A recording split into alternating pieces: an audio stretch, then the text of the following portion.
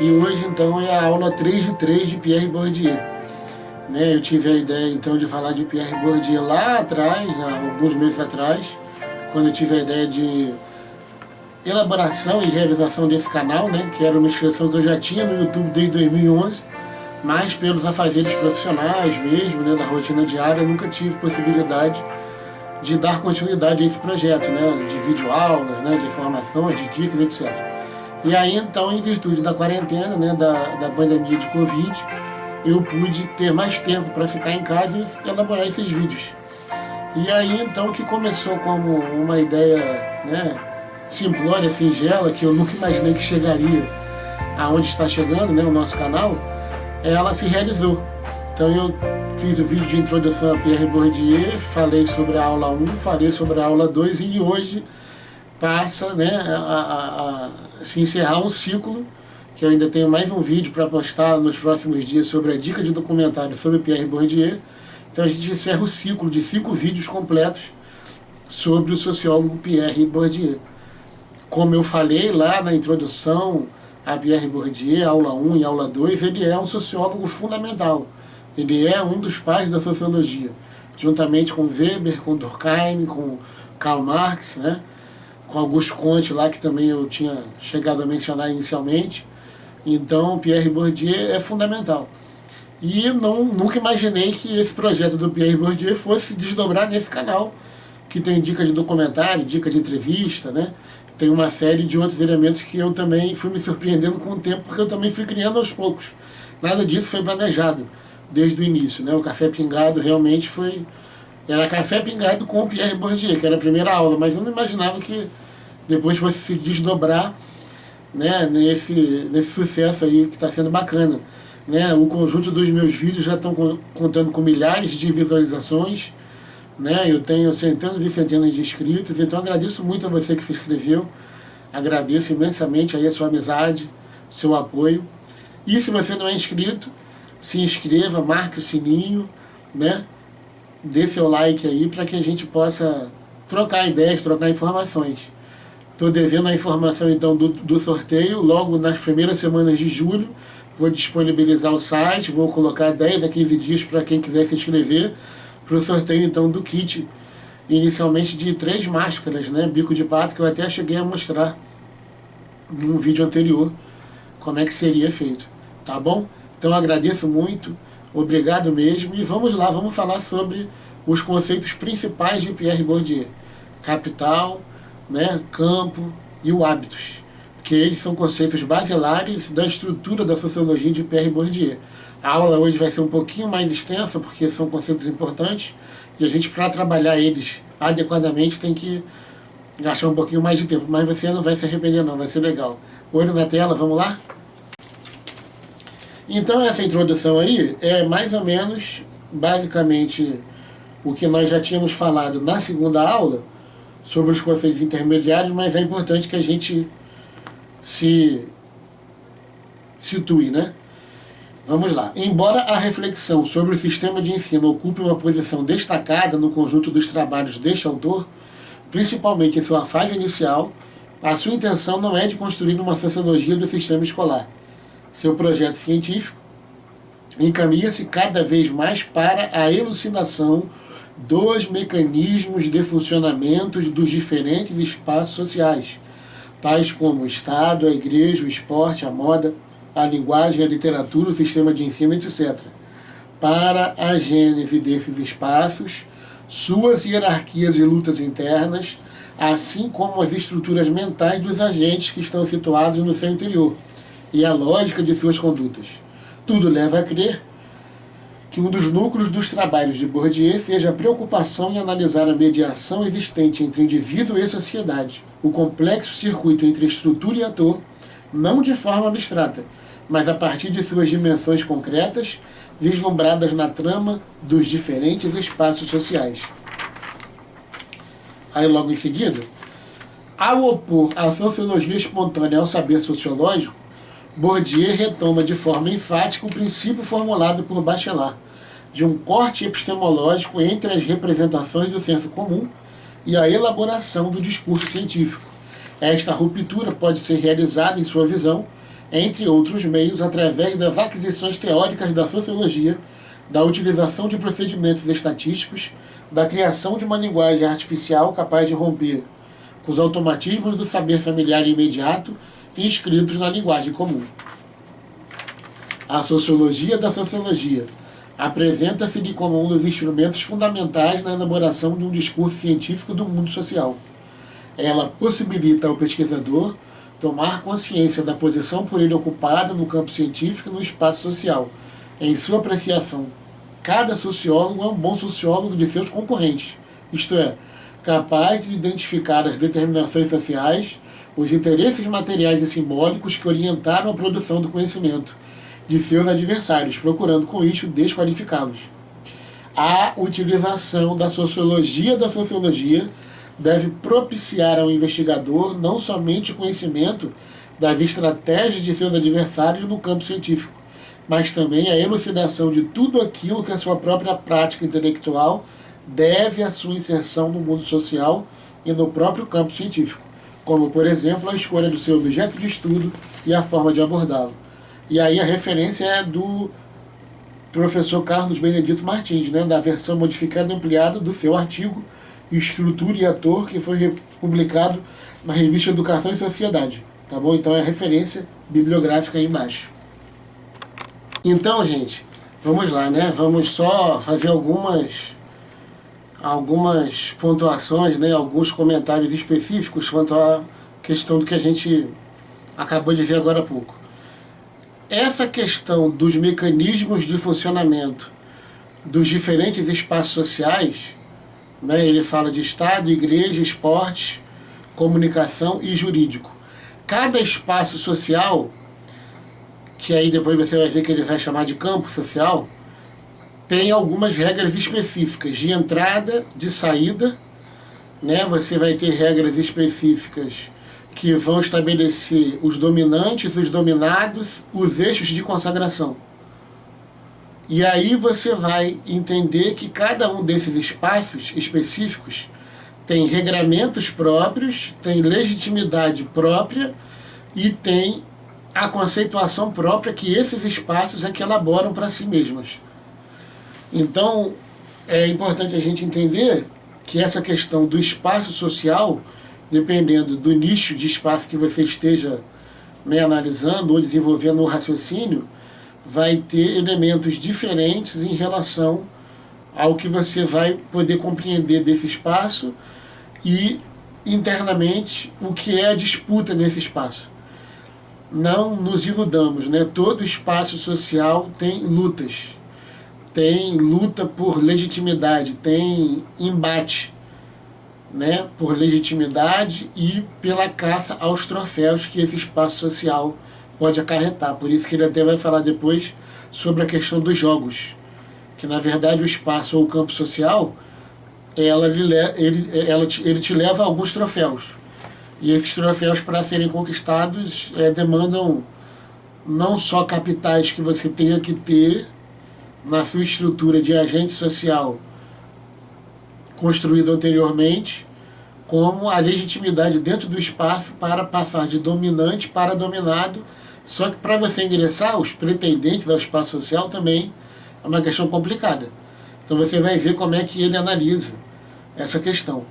E o espaço em si, né? E esse espaço social em si. Estruturas mentais dos agentes, lógicas de suas condutas, ou seja, cada espaço social construído, ela tem uma estrutura mental específica dos agentes sociais que fazem parte daquele espaço. E essa estrutura mental determina, então, uma lógica de funcionamento daquele espaço social. E você, como agente social, tem que entender a regra do jogo. Por isso que ele fala de jogos. Ok? Então vamos lá para o nosso quarto slide. Olhem na tela aí. A perspectiva sociológica elaborada por Bourdieu pressupõe que é a sociedade, e somente ela, que elabora de diferentes formas, justificativas e razões para os indivíduos existirem. Em sua visão, é a sociedade que, produzindo as posições que reputamos como importantes, produz também os agentes sociais que julgam importantes a conquista destas mesmas posições. Em sua aula inaugural no Collège de France, o próprio Bourdieu, né, afirmou: Com efeito, não diria como Durkheim, a sociedade é Deus. No entanto, afirmaria que Deus não é senão a sociedade. O que se espera de Deus não se obtém senão da sociedade, pois somente ela possui o poder de consagração social. O julgamento dos outros é o julgamento definitivo e a exclusão social a forma concreta de inferno e de condenação. É por isso que o homem é um Deus para o homem, assim como o homem é um lobo para o homem. Na próxima tela, uma das ambições do projeto intelectual de Bourdieu é integrar teorias sociológicas que, tradicionalmente, têm sido consideradas como antagônicas e inconciliáveis. Em seu entendimento, o obstáculo que impede a comunicação entre teorias, conceitos e métodos deve-se menos a problemas lógico-científicos que a lutas de concorrência existentes entre elas, visando a conquista de posições de legitimação no interior do campo das ciências sociais. Em sua opinião, os que se identificam com uma determinada postura analítica tendem geralmente a ignorar os resultados obtidos pela teoria concorrente, não se apropriando dessas descobertas que poderiam abalar as bases de suas convicções. Esta sua atitude tem implicado uma interação constante com as aquisições das tradições clássica e contemporâneas da sociologia. Com isto, ele busca reintroduzir a dimensão dos agentes sociais, que, em sua opinião, a análise estruturalista havia dissolvido, anulando-os, reduzindo-os a meros epifenômenos das estruturas sociais. Contra a representação comum, que geralmente associa sociologia ao coletivo, Bourdieu insiste no fato de que o coletivo encontra-se dentro de cada indivíduo, estruturando as suas formas de ser ou de fazer. Em sua visão, o corpo socializado, que nós denominamos de pessoa ou de indivíduo, não se opõe à sociedade. Ao contrário, é uma de suas formas de existência. Então, gente, vamos lá. Vamos então pegar algumas situações que nós abordamos nesse trecho agora. O que ele quer falar? Então, a sociedade elabora de diferentes formas justificativas e razões para os indivíduos existirem. Se a sociedade elabora as justificativas e as razões para os indivíduos existirem, é ela que fala e que determina a legitimidade, o que é e o que não é. Então você vai ver que isso não é de uma maneira aleatória, vai ser dentro dos campos sociais. Então você vai ter campo jurídico, campo jornalístico, campo educacional, né, campo cultural, etc. Dentro de vários campos sociais você tem meios de legitimidade distintos. E ele fala o seguinte: a sociedade possui o poder de consagração ou do esquecimento social, também quanto aos campos sociais. Né? Você vai ter a análise que ele faz da estrutura da sociedade capitalista, que é através dessa falsa, né, entre aspas, meritocracia. Você vai ver que isso é muito complexo, porque tem a ver com a formação do agente social, com as oportunidades que o agente social teve e com as oportunidades que ele não teve. Então, baseado nisso, muitas vezes ele não tem chance, né, muitas vezes de se situar adequadamente dentro do campo social, e muitas vezes não tem nem como entrar em determinado campo social, em virtude dessa questão pessoal de construção do agente social, que você vai ver que é o hábitos, né, ligado ao campo social e que tem a ver também com os capitais que cada um de nós possui, para poder pleitear a entrada no campo e, uma vez dentro do campo, pleitear uma legitimidade de atuação como dominante ou como dominado. E ele faz o seguinte: Bourdieu fez convergir aquisições clássicas e contemporâneas da sociologia. E ele fala que todos nós temos esse corpo socializado. Por que a gente tem um corpo socializado? Porque a formação que a sociedade nos impõe, desde a estrutura familiar mínima lá atrás, quando a gente tem primeiro contato com a sociedade através do núcleo familiar, é justamente através desse núcleo familiar que você começa a construir o hábitos. A gente vai explicar já já detalhadamente o hábitos, o campo e os capitais. Mas para você poder entender que esse corpo socializado é a construção que se faz, né, do seu corpo, do corpo do agente social, do meu corpo, né, dentro da própria sociedade. E através desta construção que começa no seio familiar e que continua na vida escolar principalmente, é que você tem a construção do hábitos para pleitear o campo e você então começa a angariar os capitais, que eu até posso fazer uma analogia com moedas, né?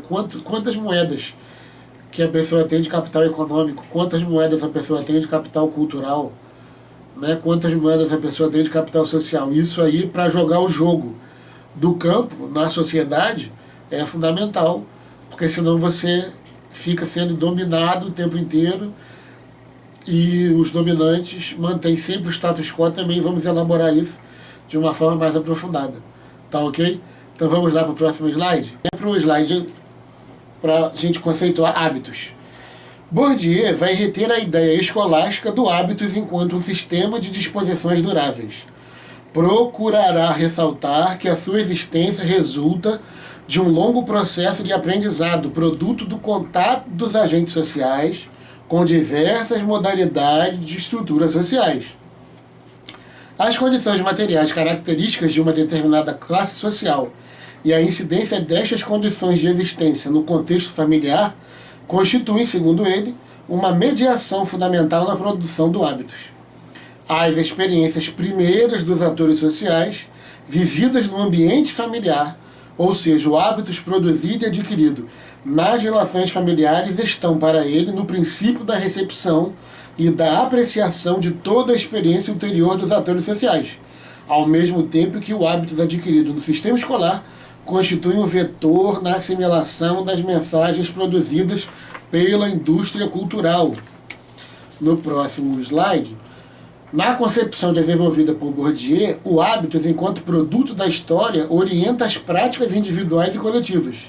Ele tende a assegurar a presença ativa das experiências passadas, que depositadas em cada indivíduo sob a forma de esquema de pensamento, percepção e ação, contribuem para garantir a conformidade das práticas e sua constância através do tempo. Com isto, Bourdieu procura abordar a prática como algo distinto da obediência a normas sociais, tal como esta aparece em Durkheim, ou como a realização plena de um modelo construído e ou de estruturas, que prescindem dos agentes sociais, como é entendido pela hermenêutica estruturalista, ou ainda como uma utilização racional de meios para obter determinados fins, tal como surge numa das modalidades possíveis de ação social em Weber. Através do hábito, o passado do indivíduo sobrevive no momento atual, atualizado no presente, e tende a subsistir nas ações futuras dos atores sociais. As disposições duráveis que a noção de hábitos procura enfatizar permitem a realidade objetiva, em suas várias dimensões, a atuação sobre o indivíduo, produzindo através dele o processo de interiorização da exterioridade. Interiorização do quê? Da exterioridade do que a sociedade impõe. No entendimento de Bourdieu, o hábitos forjado no interior de relações sociais exteriores, necessárias e independentes das vontades individuais, possui uma dimensão inconsciente para o ator, uma vez que este não detém a significação da pluralidade de seus comportamentos e nem dos princípios que estão na gênese da produção de seus esquemas de pensamentos, percepções e ações. Então, gente, aí vai o primeiro conceito-chave na sociologia de Pierre Bourdieu. Hábitos. Então você tem que partir do princípio de que o hábito é produzido e adquirido no ambiente familiar, através do quê? Das relações familiares. Lá naquele primeiro vídeo de introdução a Pierre Bourdieu, nós chegamos a falar do que seria a relação social. Então dá uma olhadinha lá naquele vídeo, né? Na aula 1 eu voltei a falar de novo, então dá uma olhada lá para você poder ter esse conjunto de raciocínios, né, e reflexões para chegar também a essa conclusão junto com a gente. Então, essas relações permitem a apreciação de toda a experiência posterior, ou seja, eu primeiro tenho que ter a experiência familiar, né, para que eu tenha o hábito arraigado, e desse hábito arraigado na experiência familiar ele seja lapidado, né, ele seja evoluído e transformado para alguma coisa maior ou melhor com o ambiente escolar, ou no ambiente escolar. Não vamos confundir hábitos com hábito comum, né? Não é hábito de escovar o dente, levantar, ter rotina, não. É o hábito absolutamente arraigado dentro do sujeito. Um professor para dar aula, raramente ele pensa. Mas não pensa para dar aula, não, é automático. Né? Um profissional qualquer para executar uma tarefa, uma função, um engenheiro, um arquiteto, ele também não pensa muito, ele faz aquele projeto, né, ou executa aquela tarefa mais ou menos automatizado, porque o hábito já é intrinsecamente considerado dentro da sua estrutura psicológica, mental. E através disso você vai ver que muitas coisas e muitas situações que nós como agentes sociais fazemos, elas não são reflexivas. Eu não me permito refletir, eu simplesmente faço aquilo. É isso que Pierre Bourdieu quis falar. Então, hábitos, né, dentro desse conjunto de estruturas familiares e educacionais, é o que eu vou me tornar e o que eu acabo sendo, mesmo eu não tendo muita consciência disso, ou o agente social não tendo consciência disso. E aí é que ele faz uma denúncia muito importante no livro A Reprodução, da questão da estrutura escolar. Por quê? Porque dependendo da estrutura escolar que o agente tenha, o agente social tenha, ele vai ter a possibilidade de inclusão futura num campo social razoável, vai ter a possibilidade, infelizmente, de exclusão dos campos sociais e vai ter a possibilidade de ser ou não o que a sociedade espera que ele seja. Porque essa mesma estrutura escolar que fabrica ou que monta, né, esse cidadão para atuar em determinado campo social é também uma estrutura escolar que trata os excluídos do interior na estrutura escolar. Eu já cheguei a falar disso. Ou seja, o que é o excluído do interior? É o aluno, é a pessoa que não consegue mais acompanhar determinado nível de raciocínio, de pensamento, de lições, né, de informações advindas do professor. Então essas informações elas ficam quebradas, elas ficam sem uma montagem adequada dentro da estrutura social da pessoa, que de repente tem um ambiente familiar que não foi o mais adequado, que não é o melhor. Então ela tem essa ausência, né? Faltam peças nesse quebra-cabeça, e isso, sem sombra de dúvida, acarreta problema futuro e inserção em determinados campos sociais. A gente vai analisar depois com mais devagar essa questão. Vamos aí então ao próximo slide. Campo. Então agora nós vamos falar de campo, né? Falamos de hábitos, o primeiro e principal conceito. Vamos para o segundo e também importantíssimo conceito da sociologia de Pierre Bourdieu. Se o hábito orienta a prática dos agentes, esta somente se realiza na medida em que as disposições duráveis dos atores entram em contato com uma situação. Desta forma, a prática é entendida por Bourdieu como produto de uma relação dialética entre uma situação e um hábitos. Em seus trabalhos mais recentes, o que ele anteriormente designava por uma situação passou a receber a denominação de campo, que constitui uma outra categoria central em seu esquema explicativo. Segundo ele, o campo é um espaço social que possui uma estrutura própria, relativamente autônoma em relação a outros espaços sociais, isto é, em relação a outros campos sociais. Mesmo mantendo uma relação entre si, os diversos campos sociais se definem através de objetivos específicos, o que lhes garante uma lógica particular de funcionamento e de estruturação. É característico do campo possuir suas disputas e hierarquias internas, assim como princípios que lhe são inerentes, cujos conteúdos estruturam as relações que os atores estabelecem entre si no seu interior. E aí você vai ver os conceitos fundamentais do campo, né? Conceitos fundamentais do campo, mecanismos de entrada, mecanismos de saída, eixos de consagração, dominantes, que é aquelas pessoas que, dentro de determinado campo social, lutam para a manutenção dos privilégios, dominados, sempre com uma ideia de subversão ou de transformação daquele campo para que eles deixem de ser dominados, e a teoria dos jogos, como eu falei, que é a busca de troféus ou de premiações dentro de determinado campo. Não necessariamente busca de melhores salários, de melhor ganho. Às vezes pode ser uma busca de legitimidade, né, dentro de determinado campo social. Ou seja, o reconhecimento dos pares, né, quanto à situação que determinado ingressante no campo passa a ter. Então, com o propósito de ressaltar que os agentes localizados em determinado campo procuram se ajustar à sua lógica específica, ele compara o funcionamento do campo à organização de determinado jogo, cujos princípios de orientação são compreensíveis apenas para aqueles que participam de tal jogo, de acordo com as próprias palavras de Bourdieu, né? Um campo se define, entre outras coisas, estabelecendo as disputas e os interesses específicos que estão em jogo, que são irredutíveis às disputas e aos interesses dos outros campos. Estas disputas não são percebidas a não ser por aqueles que foram produzidos para participar de um campo onde se realizem estas disputas. Cada categoria de investimentos implica uma certa indiferença em relação a outros interesses, a outros investimentos específicos de um outro campo. Para que um campo funcione, é preciso que haja lutas, ou seja, indivíduos que estejam motivados a jogar o jogo, dotados de hábitos implicando o conhecimento e o reconhecimento das leis imanentes do jogo. Os diversos campos sociais surgem, no seu entendimento, como produtos de um longo e lento processo de especialização e de autonomização, o que lhe permitirá falar de campo econômico, campo político, campo universitário, etc. A sua perspectiva analítica procura apreender a especificidade do funcionamento de cada um deles, buscando detectar as relações de aliança e ou conflito, de concorrência ou de cooperação, que os agentes desenvolvem no seio de cada um desses campos. Então vamos lá, né, gente?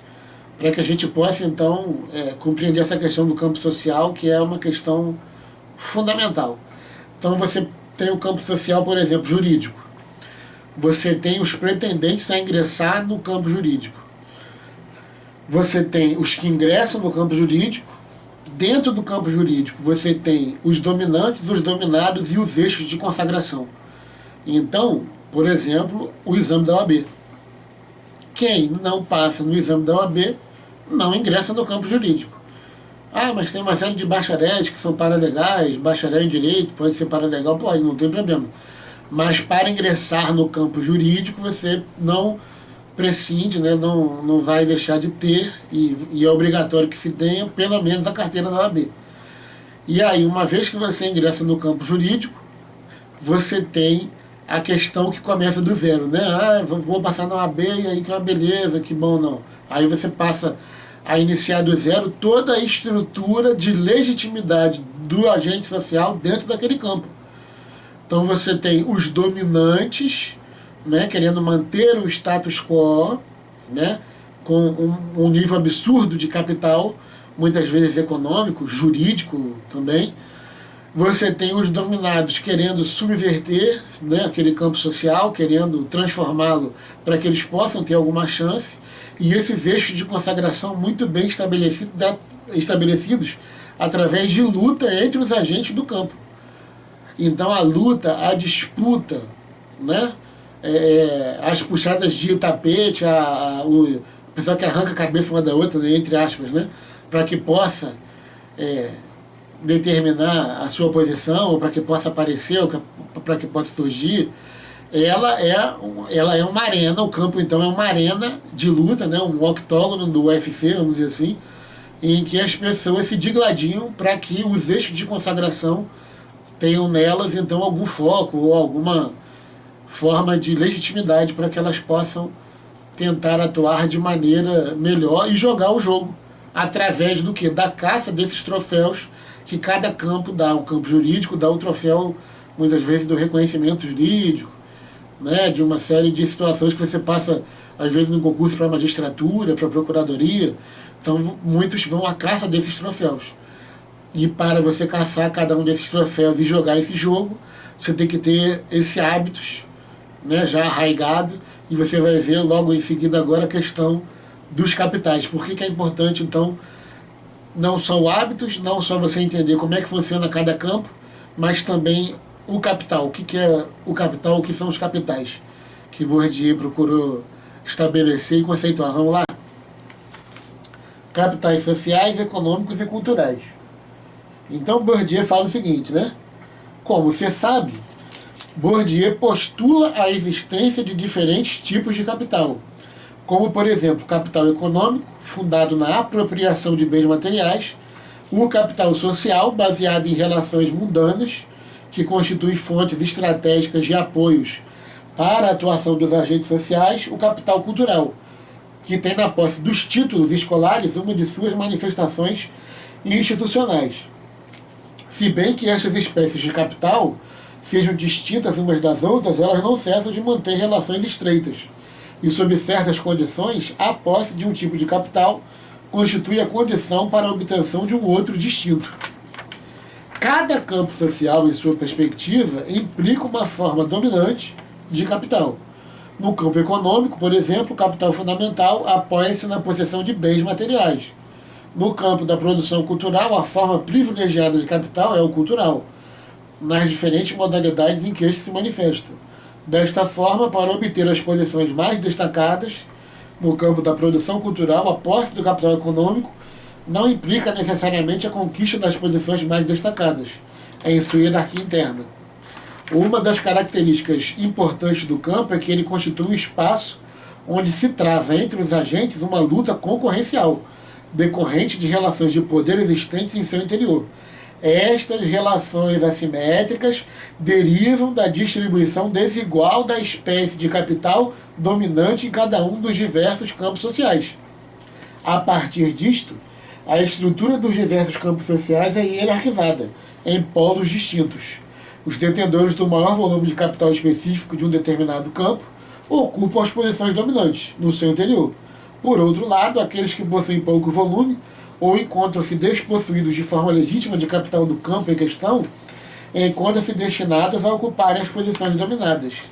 As diferentes estratégias que os atores sociais desenvolverão no interior dos diversos campos sociais encontram a sua explicação em função das posições que eles ocupam nesta polarização.